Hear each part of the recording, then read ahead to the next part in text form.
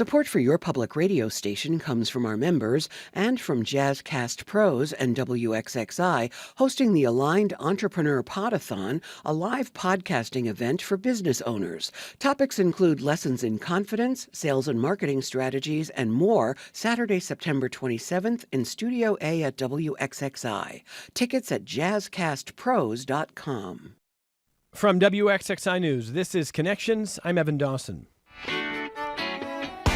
Our connection this hour was made last Tuesday after a conversation on this program with Kevin Surace, who is a tech entrepreneur. He's really, in some ways, one of the fathers of AI in this country, and he is still doing really high-profile work in the industry. And so we had this conversation that left me wondering about music. Kevin kept telling me, you can use AI to finish your half-written songs. As someone who picked up a guitar in college and was never very good, I have a lot of half-written songs. And Kevin said, put it into Suno. Let it finish it for you. You don't have to finish it anymore. I mean, he didn't say it quite that well. You'll hear it in a second. But his point was, AI can be your co-writer now. And it's still your music. And I felt uncomfortable with that. And so this past weekend, for the first time, I downloaded Suno, and I just played around with it a little bit. And I wanted to see, if you put in a prompt, can it actually write a song in like 10 seconds? Well, my prompt, here's an example. This is a prompt, I put in a prompt about an upbeat song about the need for strong public media at a time of change. This is what it wrote, and it took 12 seconds to create this song after I entered the prompt. I need to get a little bit of good news when I can, but it's still free, it's still true. We still need it like we always do. We need public broadcasting. We need public broadcasting. We need public broadcasting, and I don't think it's ever gonna change. Well, I think it's awful, but 12 seconds is how long it took to create whatever that was. There's a whole song, and it gave me two different versions of it. I was very uncomfortable with it. I got to be honest, very uncomfortable with it. I played around a little bit more. I thought about putting these half-written songs. I thought about putting one of Sarah Devalier's half-written songs, and I'm like, no, I can't do that. That's got to be Sarah's choice. And I thought about it. I want to have a conversation this hour about where we're going with music, because I am not all that comfortable myself, and maybe I need an intervention. Maybe I'm the dinosaur. Maybe this is the future. Frankly, it's the present. And so there are programs that will complete your art. It will complete your poem. It will complete your painting. It will complete your song. And we have to decide what still belongs to the artist, what belongs to machine, and what are we willing to consume. Let me welcome our guests who are going to help me with this. My colleague Scott Regan, one of the great songwriters. In fact, somebody who supports a lot of other songwriters around town, and I don't know if you've ever supported a RoboCop songwriter. I think it's all human beings. Never. I've never had any contact really with the AI songwriting thing until this weekend after you asked me to be here. Oh, no. I went on and I prompted, I did the same thing. I prompted write a song about two characters, time and money. They have a relationship and they have troubles, and then do it in 3 verses and add a chorus and an addendum at the end. And 5 seconds, I had the whole song. 5 seconds, 2 versions of it, and it actually sounded very much like yours. It has a very the same sort of rudimentary, basic. Listen to me, okay, don't listen to me sort of sound to it. So you didn't love it? No, I didn't love it, but my nephew is an expert in AI, so I called him. And he said that with the songwriting, there is many levels you can go in at. And if you go in at the basic level like we probably did, because I had never even touched it before, it feeds it back to you exactly. It's sort of like in the very literal. Very little. But there's a thing that you can do where you turn up the temperature. And the temperature is adding chaos to the idea. So it sort of replicates maybe the human thoughts where you don't really know what you're thinking. And if you I didn't get in deep enough to do it, but I guess if you up the temperature, you can sort of get a more interesting feedback. I have another example that I'll share in a moment that I think goes to what Scott is saying here. And as much as I don't like the products I've seen so far, the songs, Scott's point's an important one here. If you write a more sophisticated prompt, you probably can get something a little more sophisticated out. And it's already kind of scary good at this. Sarah Devalier is here, a great songwriter, a friend of this program who's helped, again, with what Scott and so many people helped create over the years. One of my favorite things, If All Rochester Wrote the Same Song. And so it's great to see you back here. How are you, by the way? I'm good. Are you you're still writing music, of course? I'm still writing The Healing music. is out there. It's doing great. It is, yes. Yep. And people can pick that up now. Yep. Any AI writing on The Healing? No, absolutely none. Okay, No. all right. Not a drop. Nope.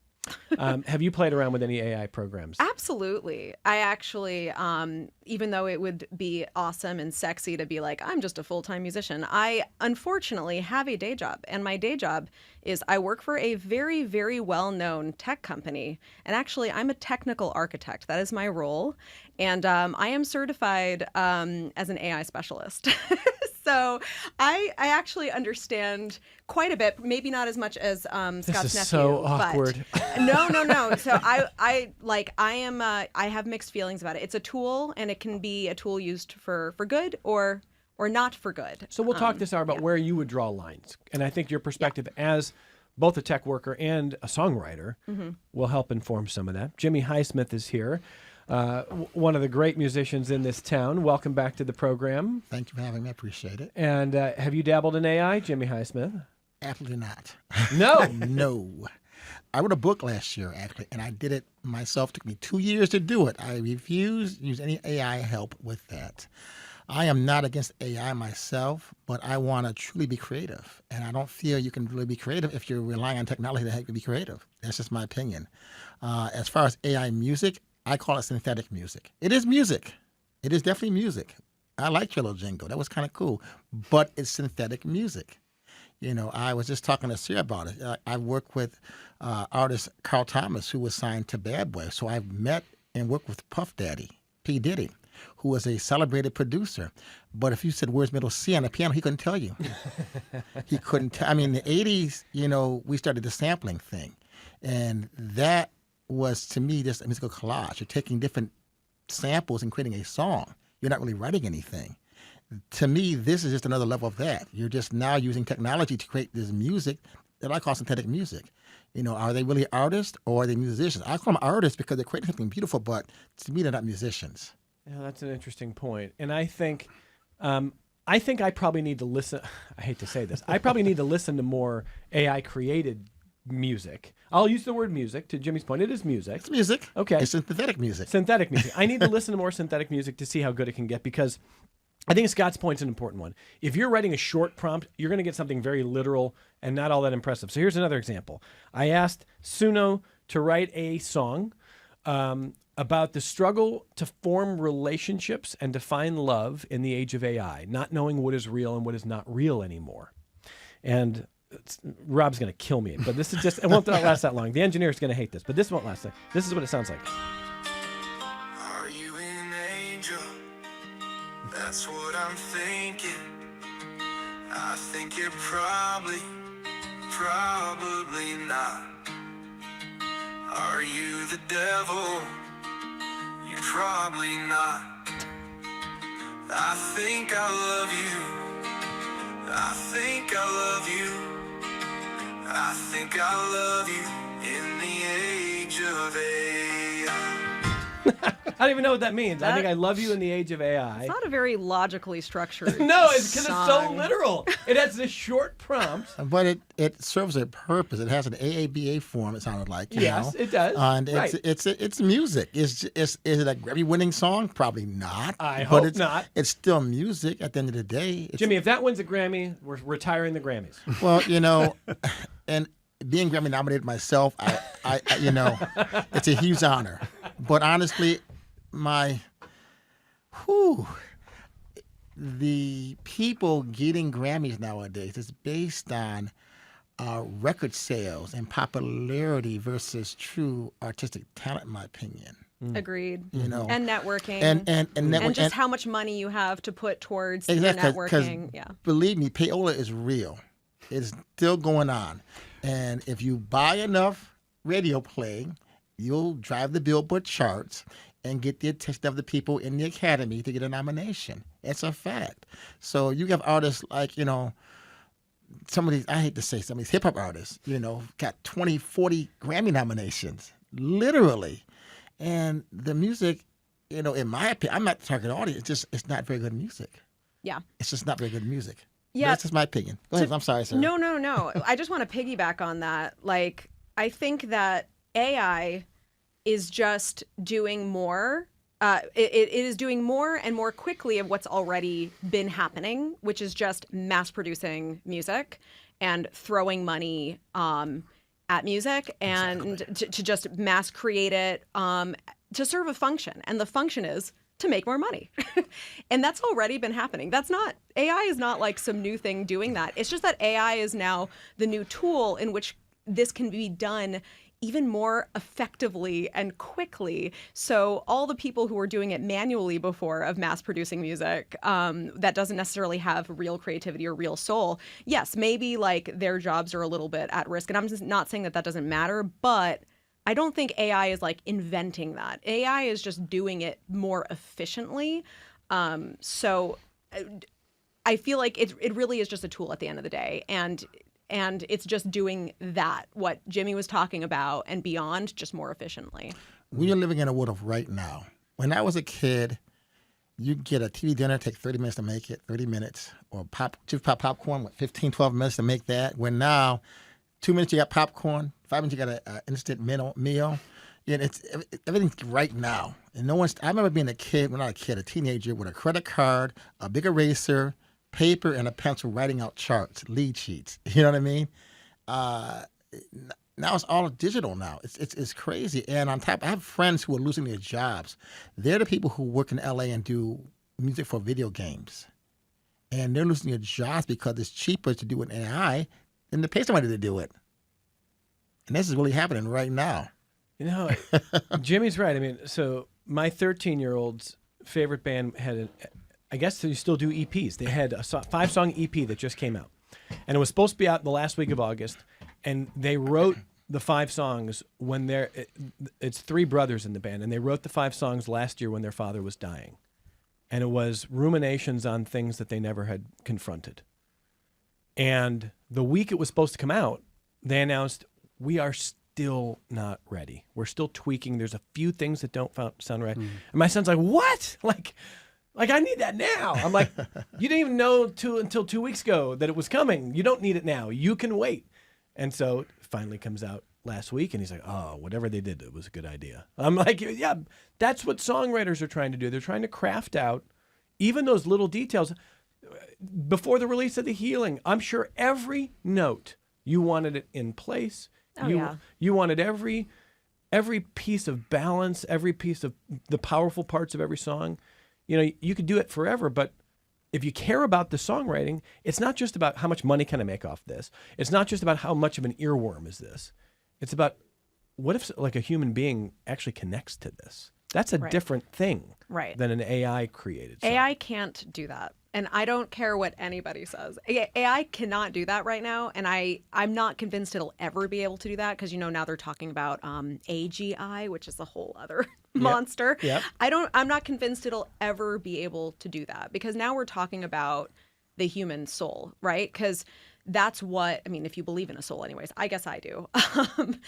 And I think that a lot of musicians do because that is where, I should say, not just musicians, artists tend to believe in that because it's hard to explain where this really comes from. Again, if you're just creating music to serve the function of like just making something that's going to make money, okay, yeah, you can just cobble something together or use AI to cobble something together. But like what you were talking about, they're trying to write songs based on like this experience they're having of their father dying. That's an experience they're really having that's so deep, like inside of them, that it's not something that you can just cobbled outsourced together. to AI? No, you can't even outsource that to another human being. You just can't. It's something that you have to do, and you have to put in the work to do that. Although I will say this, Scott Regan, I agree with Sarah's point that is the kind of personal connection the AI cannot, by definition, cannot achieve. But I think as it gets more sophisticated, to your point about talking to your nephew and how good this stuff can get, I think we will convince ourselves very soon that AI can do those things. That's what scares me. It's like, what are we connecting to? And I think we are going to convince ourselves that it is capable of understanding human emotion.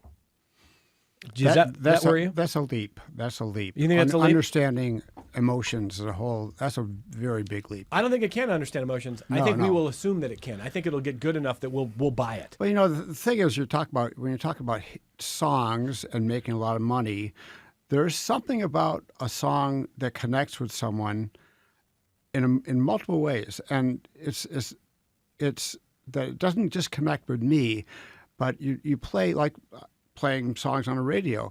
I'll have songs that connect with people, and it wouldn't be just one person, but there is something about a song that has a quality to it that reaches deep inside of you, that also reaches deep inside of Jimmy or Sarah or or myself. There's something that everybody can sort of identify with. That's really where hit songs come from, is that they relate to many people in many different ways. And I don't think AI can do that. And but to take another point, I mean, talking about using it as a tool. If you are stuck and you get in a writer's block, and you probably get in blocks where you don't have a thought. If you go on and suggest something, maybe it comes up in 4 verses, and you see like 3 lines. You can take that idea, those 3 lines, these 2 words that go together, and string it together into something else. So prompting in a different way, prompting yourself. That's where from that. I'm glad you bring this up. I want to listen to some of what prompted this whole conversation from last Tuesday. What really stuck in my mind about this, because I'm probably looking at this as too bifurcated, too snug, when it's a spectrum. If you put in a 10-word prompt, AI can write me a song about how beautiful Jimmy Highsmith's bald head is. I called you Jimmy Baldsmith. And it's going to write a beautiful, it's going to write a great song, I'm sure. No, it's going to write a little jingle about Jimmy, about the way that you play. I could ask it to do anything about you. I could ask it whatever car you drive. It'll write a song.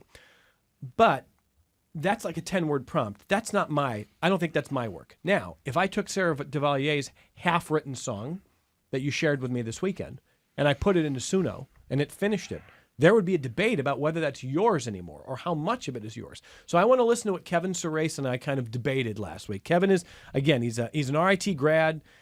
He is so much smarter than me. I understand that. I cannot swim in his waters. But in the tech world, he is a very, very important person. He's one of the fathers of the digital assistant. He created a program that basically became Siri in the late 90s. I mean, he's a really interesting guy, and he's still doing great work. And I want to listen to this kind of little debate we had.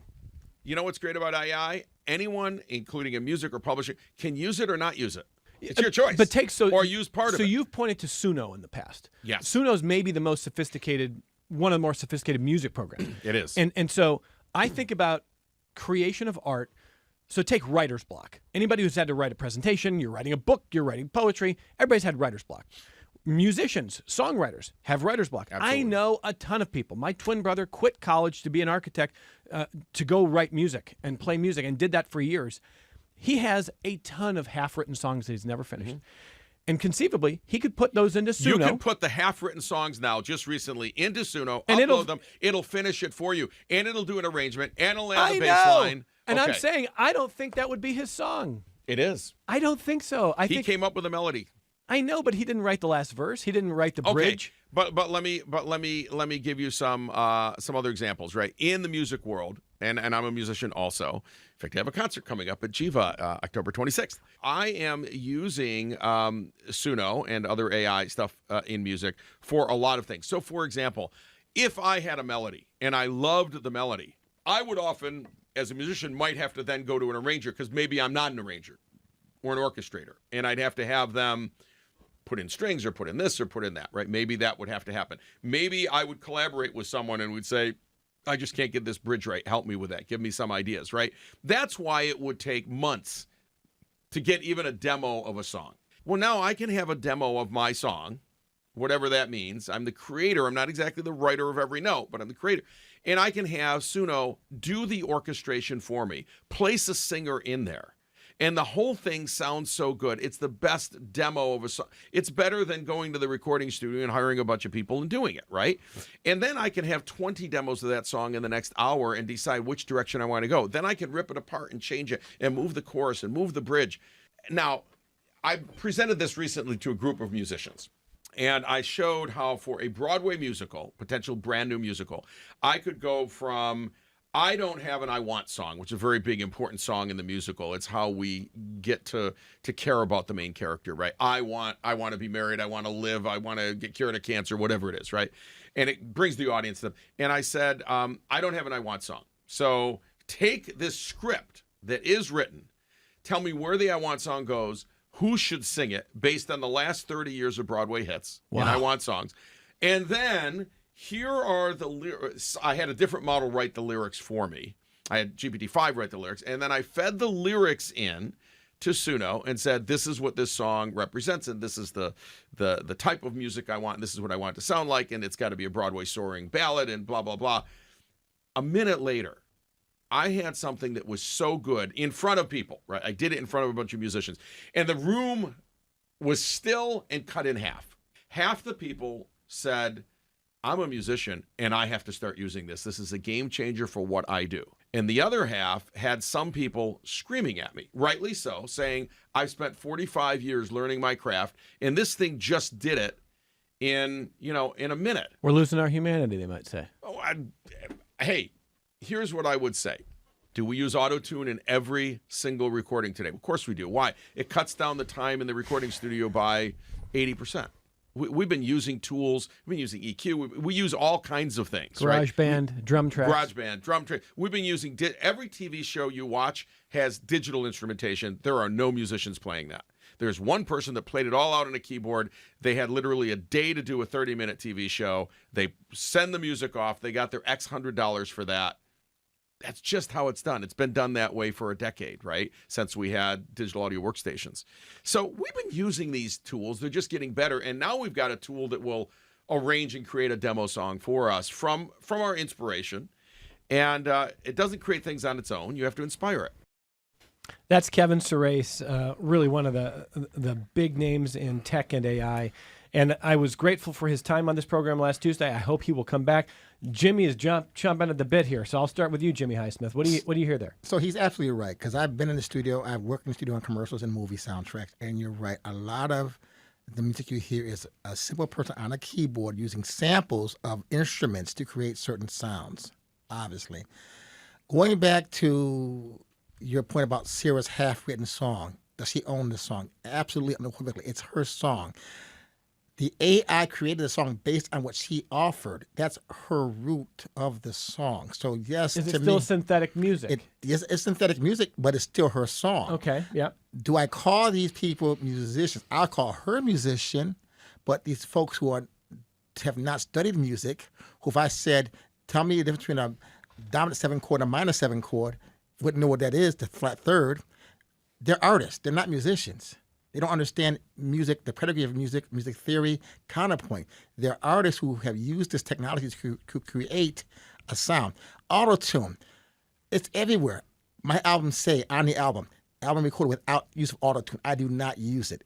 Everybody, even if there's some sax players, I'm not going to say their names, who do pitch shifts, their saxophones in the studio. I will play it over and over and over again until it's right. I will not use auto-tune on anything. The track I sent you, I recorded in the Notes. And there's a lot of takes because I use a lot of horn parts.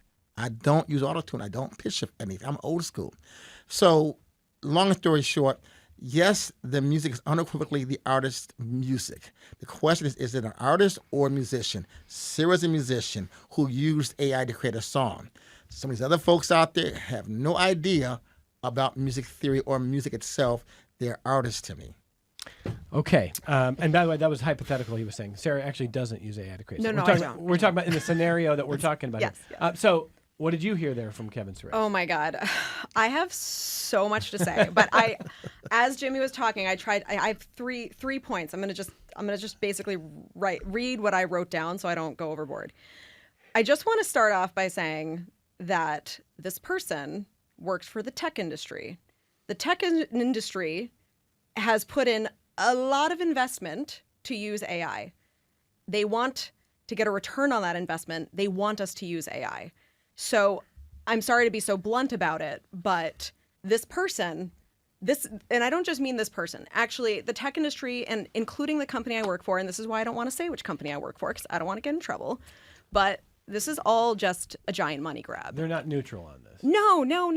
And we need to remember that. And I highly recommend if you just want I'm just going to give one name. If anybody's I want to see some alternative views on this from extremely smart people who actually really understand the technology, look up Cal Newport. Okay, this guy has lots to say on it that is contrary to what the tech industry is telling us because the tech industry wants us to use AI so they can get a return on their investment. Okay, so that's the first thing I want to say. And then I don't know, there were so many things that he said that made me pretty furious. But I'll just say one thing. Okay. This whole example of Broadway and writing a Broadway musical and well, you can just have AI basically tell you exactly what to do. Yeah, okay. That is what AI is good at. It's good at you give it the data to look at and then it figures out what the patterns are and then it can spit out something that is basically along the lines of those patterns. And yes, there's some amount of temperature adjusting, et cetera, what we talked about earlier. But at the end of the day, if you want to do it that way because you're just trying to churn out the same old, by all means, be my guest.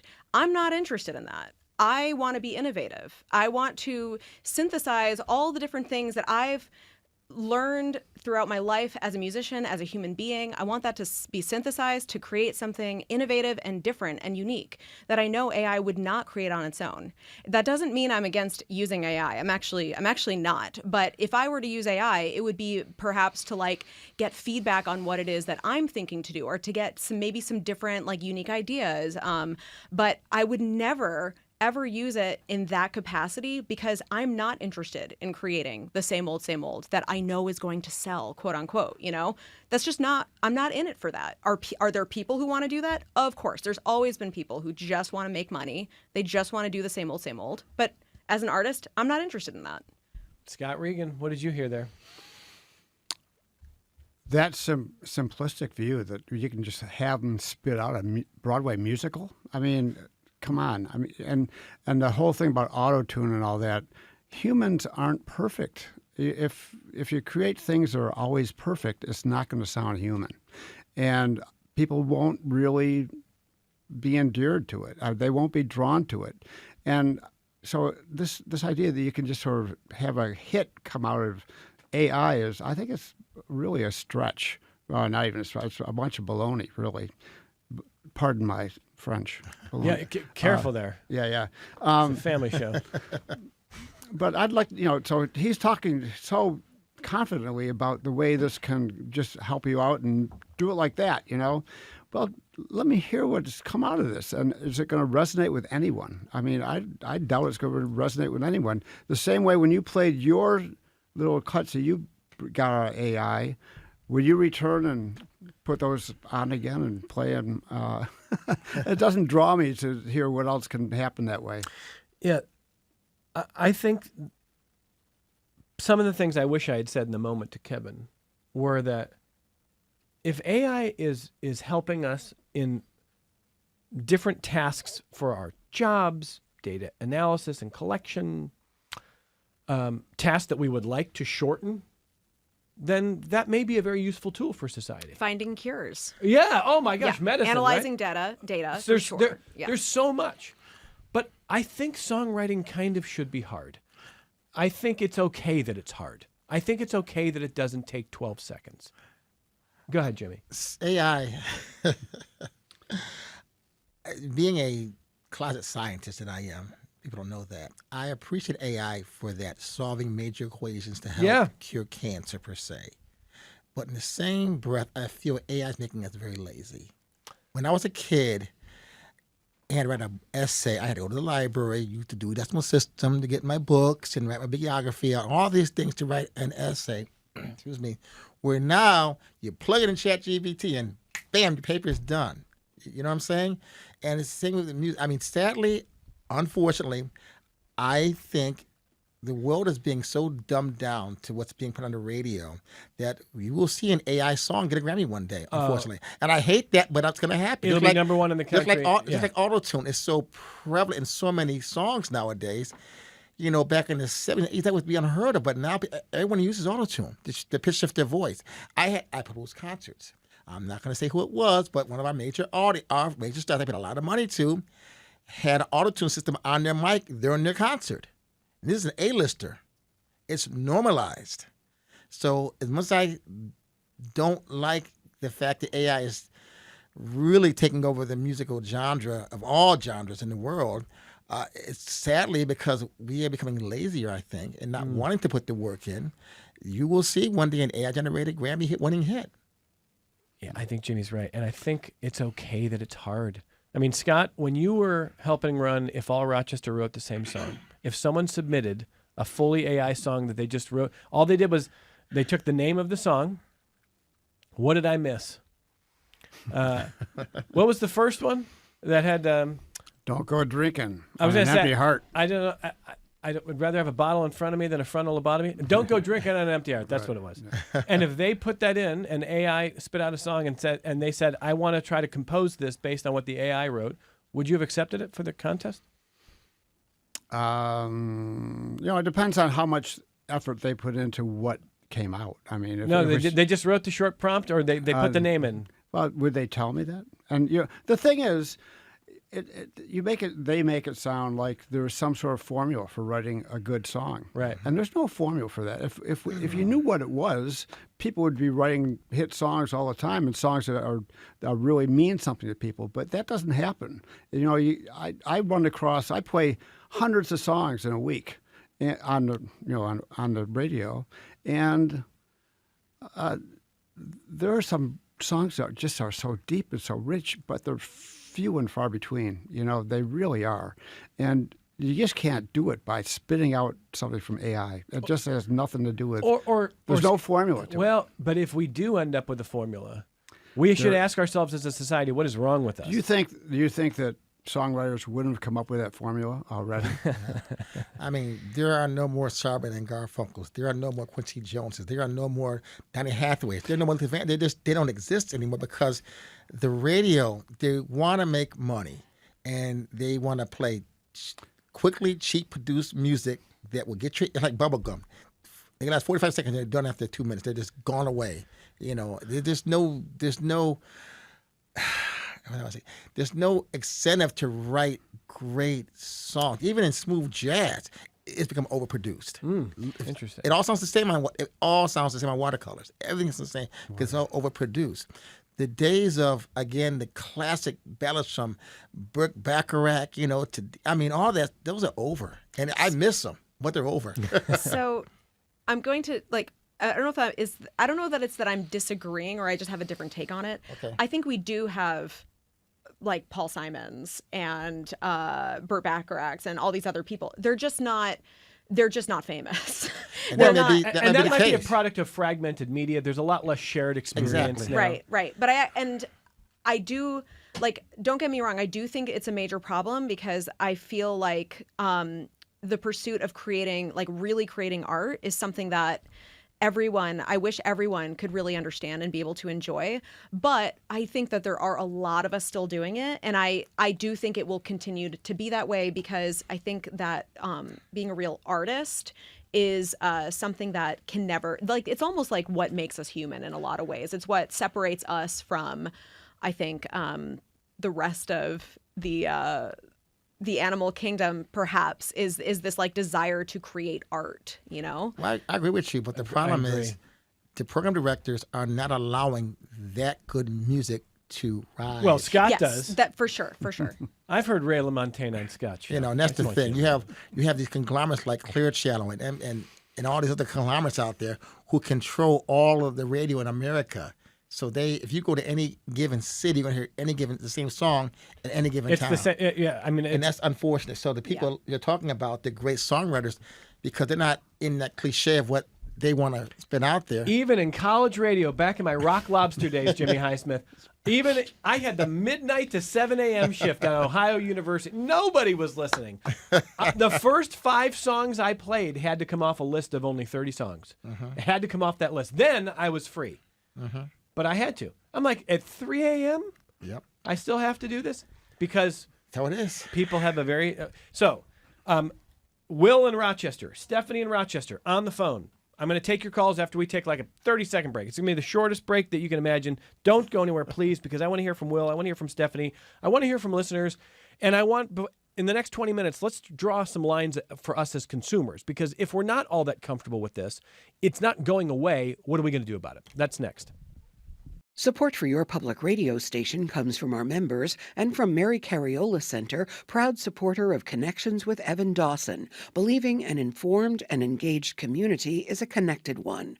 marycariola.org. I need to get a little bit of good news when I can, but it's still free, it's still true, you still need it like we always do. This is Rob Braden is the best. Engineer knew that we had to come back with the AI song about public broadcasting. Ooh. It's catchy. like catchy in a way that those Lick-O-Made candies would rot your teeth if you had them for more than a minute. Okay, Will in Rochester on the phone. We'll take Will and Stephanie. Hey, Will, go ahead. Hey, Evan. Thanks for having me on. I heard that clip you played last week from that tech guy. Yeah. And I was just like, I had to call in. So I'm sort of a professional musician. I'm a professional music tech. I fix stuff, but I play in bands too, and I have a music degree. And the discussion about the role of technology in music is always, I feel like, really controversial among musicians. But I really feel like AI is something completely different. So like the guy who you had on before, he mentioned like using plugins and digital audio workstations. Yep. I don't think that's at all comparable to AI, because at the end of the day, you still have a person using their creative brains to compose music, even if it's 100% in the box, on the computer. Yep. It's still a human doing it. Whereas like with AI, you are offloading that mental work of composition onto the AI. And if you ask AI to generate you a song, I don't think that you can claim you wrote a song. I think that's completely ridiculous. So, and go ahead, Will. Yeah, go ahead. I was just going to follow up your point and ask you a question, because you're talking about and Kevin Surace is who we're talking about. And by the way, he's a great guy, and I do hope he comes back. And I hope he doesn't feel piled on this hour, just because some people don't like the idea. Maybe a little bit. But I think your point, Will, is an important one here. We shouldn't just say, well, AI is a tool, just like anything is a tool. Will is saying that AI is fundamentally different as a tool for a number of reasons. In the same way, Will, we were talking about this during the break. Kevin was saying, if you've got writer's block and you've got a half-written song, and Sarah, how many half-written songs do you have, Sarah Devalier? Probably 100. Okay, there you go. I mean, I am a terrible songwriter. I don't have anything that anybody wants to hear, but it's meaningful to me. And someday, I've got these songs. If I sit down with a guitar, I can play half a song. Someday, I tell myself I'm going to finish this. I don't think that's the same as saying, well, Bruce Springsteen had co-writers. Scott Regan has co-writers. He works with Steve Piper, for God's sake. Steve Piper's brilliant. Scott's just Scott, but Piper. Humans. They're humans, and the co-writing process typically, in my experience, is Scott may sit down and go, I'm stuck here. And Steve's like, well, tell me what you're trying to do. Okay, and then they play together. And he goes, what do you think about this? Okay, well, I don't know, but now try this. And it's collaborative still. It's still collaborative. Yeah. It's interactive. It's human, as opposed to, hey, Suno, finish this for me. 20 seconds later, a 20-year writer's block is gone. That's not collaborative. That's not the same thing.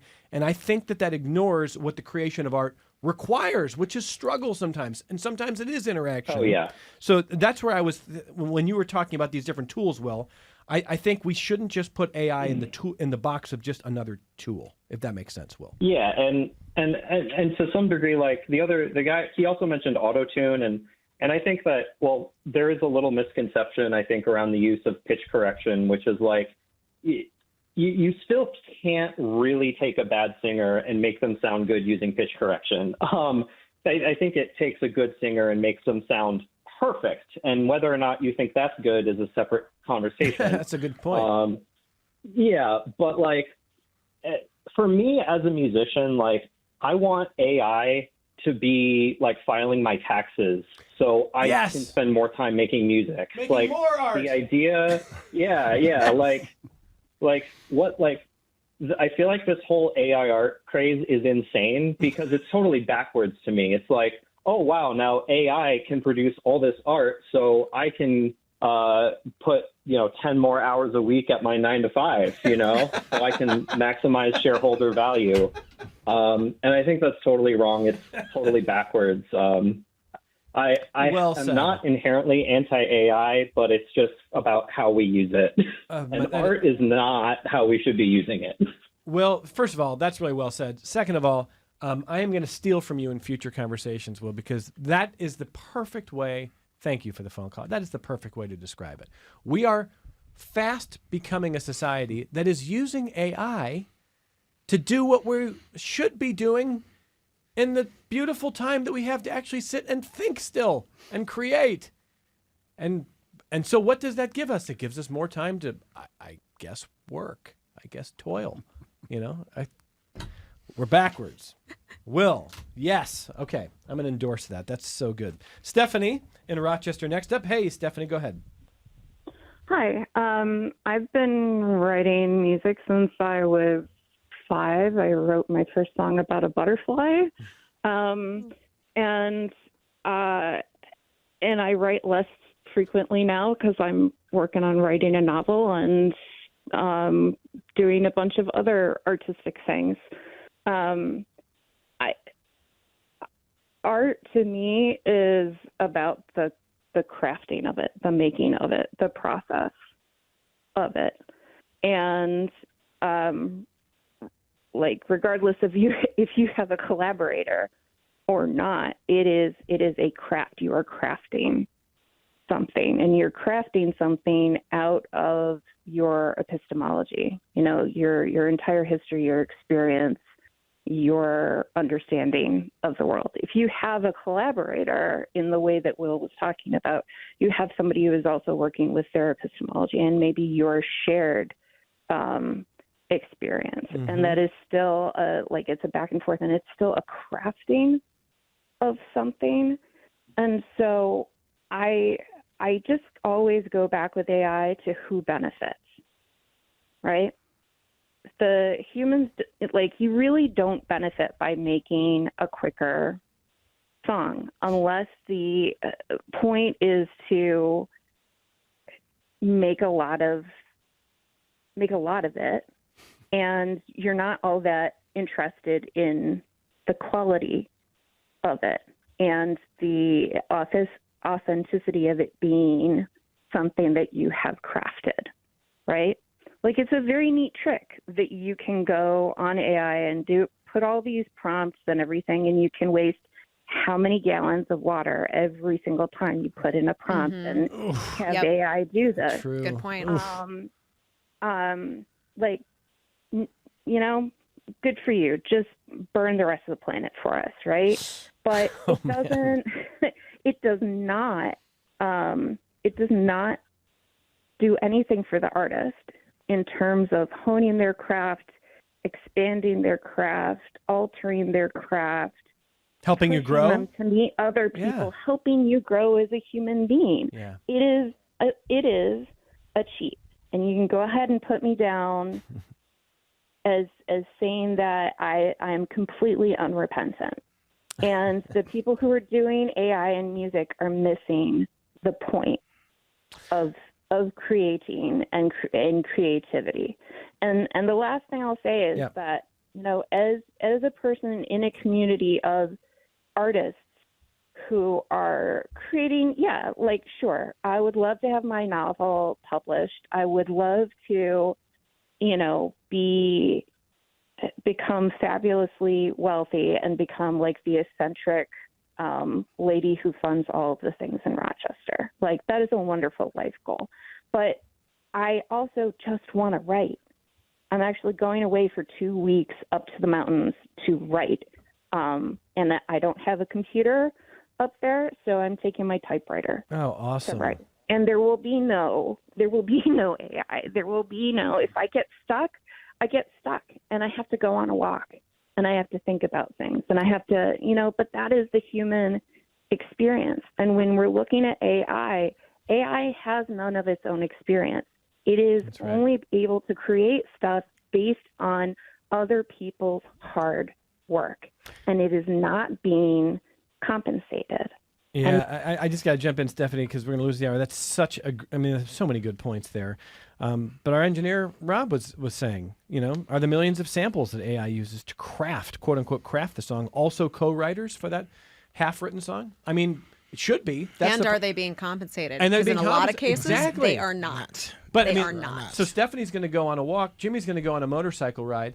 But to Stephanie's point about co-creators, so if you are sitting down with someone to collaborate, like, do you have people you trust that you would sit down with and say, I don't know about this, like, help me out. Let me get to the finish line on this song. Yeah, like on this single I'm going to let you play, my mentor, Scott Mayo from Rochester, New York, who played with Earth, Wind & Fire, Anita Baker, and Al Jarreau. He's, I like, yo, Scott, I need some adult supervision on the sax line. You know, he's a sax player also.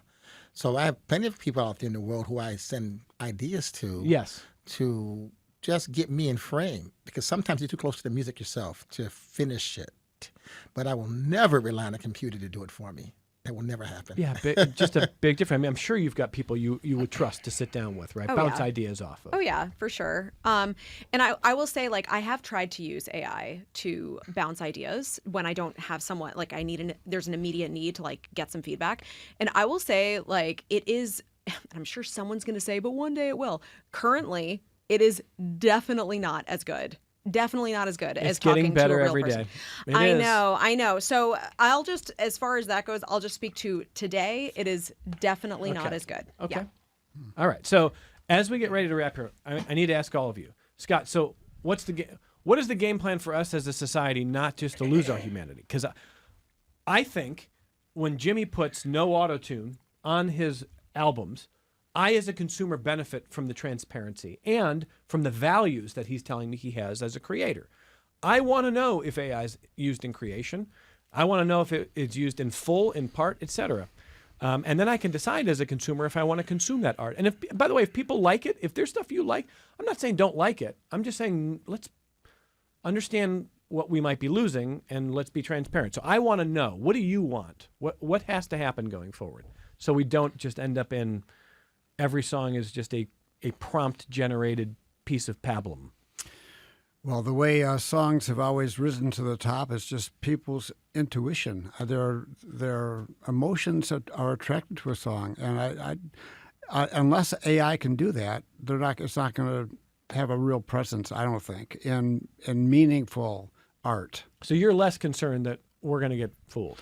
I don't think we will. From what I've seen so far, they just can't duplicate the human experience. You know, the emotions, the intuitiveness, just the random thoughts, authenticity, the random thoughts and the connections that happen. You know, when I write a song, I don't really even necessarily have any ideas in my head. I've seen Bob Dylan talk about that, where he doesn't know where they came from, and that sort of thing where you make connections out of the air. I don't think that can happen with AI. I want to agree with you. Okay. I'm scared that I don't. Then do. No, I'm scared that I don't. Oh. Sarah, what do we do about this? As far, you mean for consumers? Yeah, I think so. Well, actually, my husband knew that I was coming here today, and he's a huge audiophile, and he was like, I think he put it really well. He was like, you know, okay, well, whatever. Let's just say I really like this AI generated music. Well, I want to like go to a show. I want to like know more about them. And then, but there is none of that. Okay, maybe one day we can recreate all those things too. But then I guess we as humans are obsolete at that point. So, you know, I think that's kind of, for me, like the bigger picture here is it's not just about the music. Like when people come to my shows and like my songs, generally they also really like me and they want to connect to me. So if I were to create some generated AI music, maybe people will like it and maybe they won't know whether I wrote it or not. But at the end of the day, that's not going to allow them to really connect to me as a person. Yeah. So what do we do, Jimmy? Not much, I don't think. Until pop music stops being so producer-driven and focuses more on the artist, this is what's going to be. You know, like Sarah said, I have shows and my audience loves Jimmy. And they have stories about me and want to connect to me, know my story. But unfortunately, popular music is just so producer-driven now. And as for transparency, it's like Wegovy, people losing weight. I went to the gym, you took a shot. But they won't admit that. You know what I'm saying? So they're gonna do this synthetic music, and they're gonna say, "I wrote this song," and not even admit to using a cheat, like the caller said. As we get ready to wrap here, I'm going to take Jimmy's phrase. Synthetic music is a good term. Yes. It is music, but let's call it what it is: synthetic music, as opposed to actual artist-created music. Where can people find more of your work? Because I wish we had more time to play your stuff and talk about that. I'm on all the digital sites, the Amazons, the Spotify, all that stuff. I hate Spotify, but I'm on there. You know, go to my website, jimmy-jr.com with an IE, and you'll find me there. Thank you for being here. Yeah. Sarah DeValier, where are they going to find you? SDVmusic.com. I want to say I also hate Spotify, and also I have a Fringe show on Thursday at the JCC. Thursday at the JCC for Sarah. What about you, Scott? Anything you want to leave with people?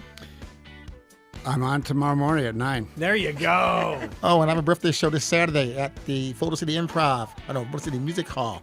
Tickets are for sale still. 7 o'clock show. My last show there as a smooth jazz birthday party. All right. Hey, everybody. Thank you. Let's not lose our humanity, okay? We'll talk to you tomorrow. This program is a production of WXXI Public Radio. The views expressed do not necessarily represent those of this station, its staff, management, or underwriters. The broadcast is meant for the private use of our audience.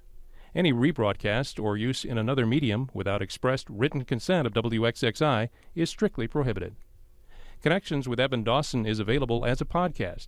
Just click on the Connections link at WXXInews.org.